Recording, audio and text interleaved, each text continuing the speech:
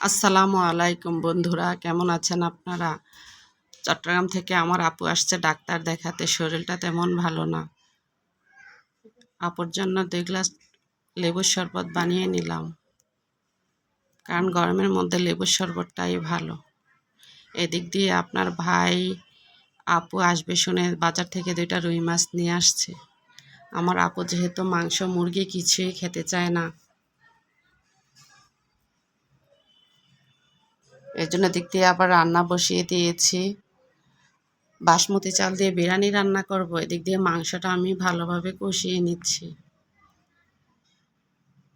আমার কষানো হয়ে গেছে, এখন আমি মোটামুটি বিরিয়ানিটা হয়ে গেছে। আমার আপুর শরীরটা তেমন ভালো না। আমার আপুর জন্য সবাই দোয়া করবেন। সুস্থতা যে আল্লাহ পাকের কতটা নিয়ামত, অসুস্থ হলে বোঝা যায়। ডাক্তারের কাছে যখন যায় তখন মনটা অনেক খারাপ হয়ে যায় সবারই। বসে থাকতে থাকতে একদম খুবই খারাপ লাগে। আল্লাহ পাক সবাইকেই ভালো রাখুক, সুস্থ রাখুক। সবাই সবার জন্য দোয়া করবেন।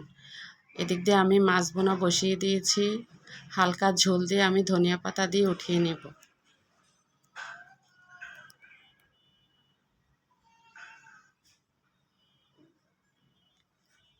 আপনার ভাই তো বিরিয়ানি, মাংস এগুলো কিছুই পছন্দ করে না। ওর জন্য আবার এদিক দিয়ে আমি একটু জালি কুমড়া দিয়ে মাছ দিয়ে সবজি রান্না করে নিচ্ছি।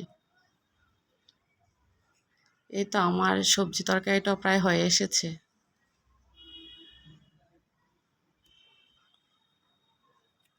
তারপর আমার মুরগিটাও প্রায় হয়ে গেছে। এদিক দিয়ে আপনার ভাই বাজারে গিয়ে আবার 1 কেজি কাঁচামরিচ নিয়ে আসছে আসার সময়। যেহেতু আমার একা হাতে এগুলো বাছতে হয়, কাজের ফাঁকে ফাঁকে এগুলো আমি 1টা 2টা করে বেছে নিয়েছি। সব কাজ আমার নিজেরই করতে হয়, তার উপর আমার 2টা বাচ্চা আছে, এগুলোকে দেখাশোনা করতে হয়। যেহেতু ওরা চট্টগ্রাম থেকে আসছে, শরবত দিয়ে ওদেরকে ভাত দিয়ে ফেলেছি,